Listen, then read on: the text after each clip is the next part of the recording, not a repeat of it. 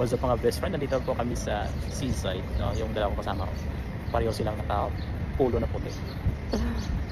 So bad luck for today's guys sa work namin dahil may mga something unusual. So yun, dito kami sa labas. I don't know kung ilang days ito matatapos.